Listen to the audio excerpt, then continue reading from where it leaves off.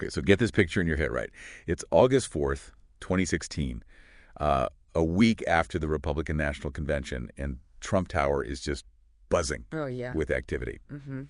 And out of nowhere, this news story pops up claiming a dead FBI agent was caught breaking in armed with a silenced pistol. Wow. Now you're probably thinking, hold on, is this a movie? Yeah. Honestly, it kind of feels like one. And the craziest part is this whole thing just flew under the radar of mainstream media. Mm.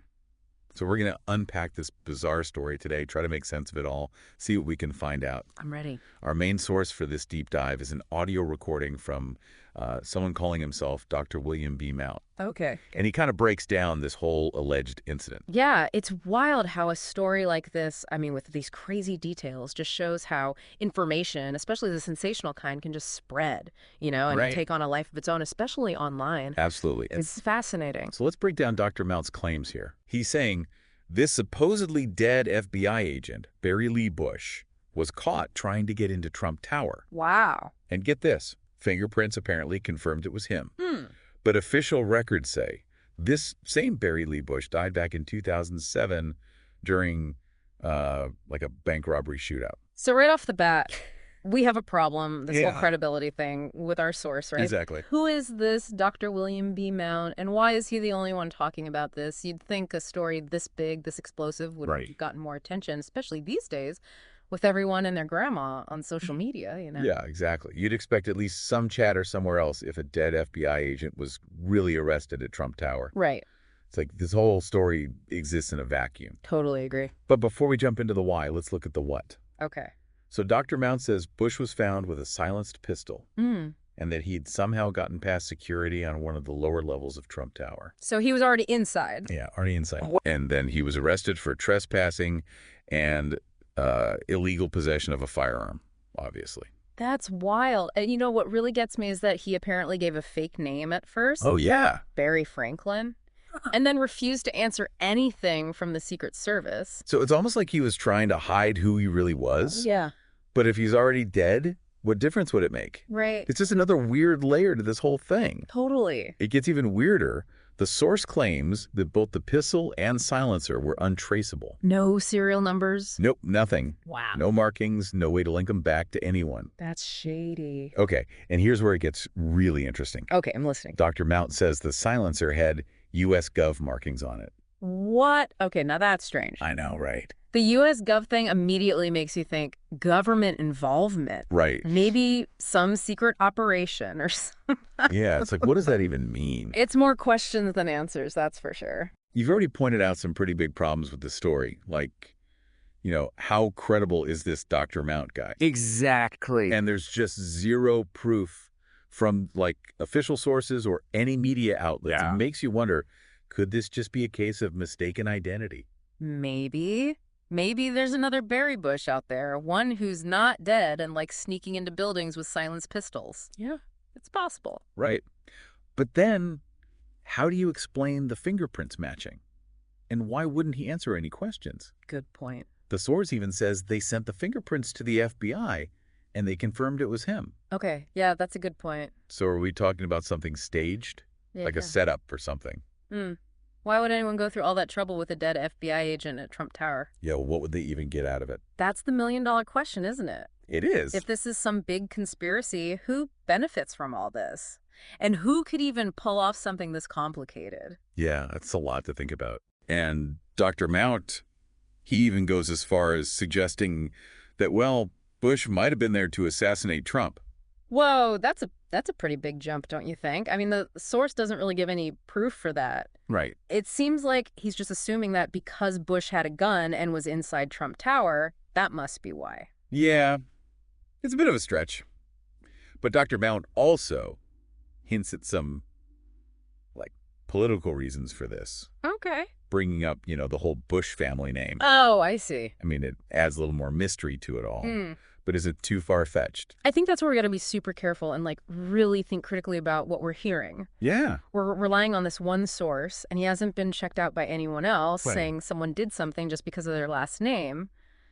That's classic conspiracy theory stuff. Yeah, exactly. It's saying all Smiths are part of some secret club. Right. Not very convincing. But let's play devil's advocate here for a second. What if their eyes a cover-up? Like Dr. Mount says. What could be so big that they'd want to keep it all hush-hush? That's the question, isn't it? A cover-up this big would mean someone really powerful wanted to bury this thing, maybe to protect ourselves or some organization. Yeah. It makes you think, what could be so bad that it couldn't get out? Do you think it could have something to do with the election in 2016? Possibly. Was it like an attempt to mess with Trump's campaign, or maybe even keep him safe from some real danger?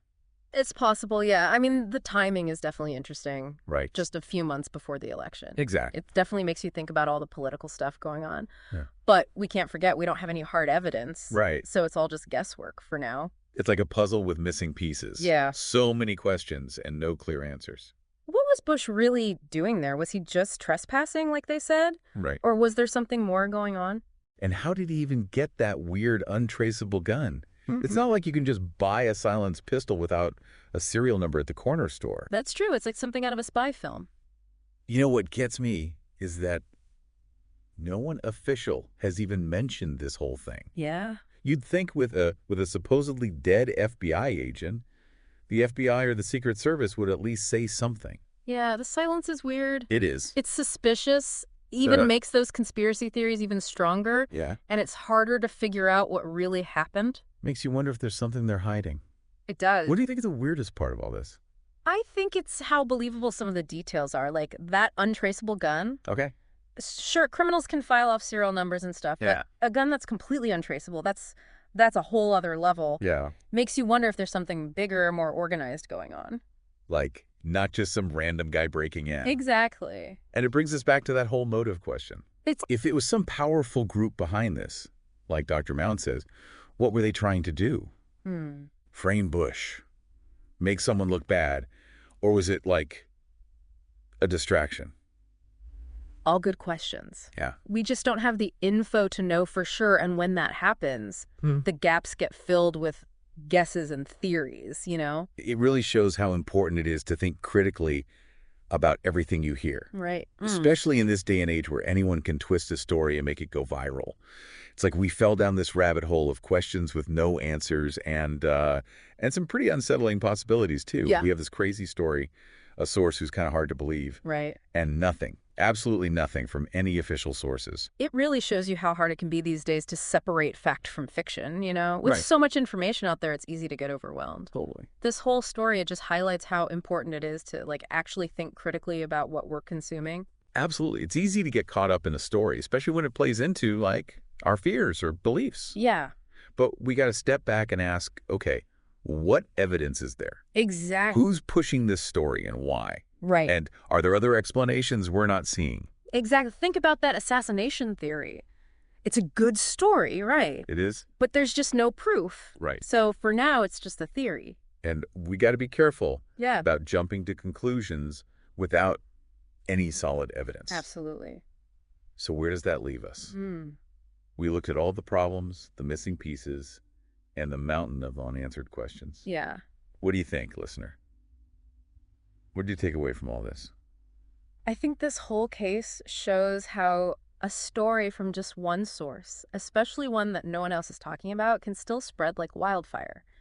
It's a reminder to always check your sources, you know? Yeah. Look for more than one viewpoint and make sure they're credible. Right. Don't just believe everything you read or hear. Yeah, be skeptical. Exactly. Dig a little deeper, question what you're told, and form your own opinions based on, you know, actual information.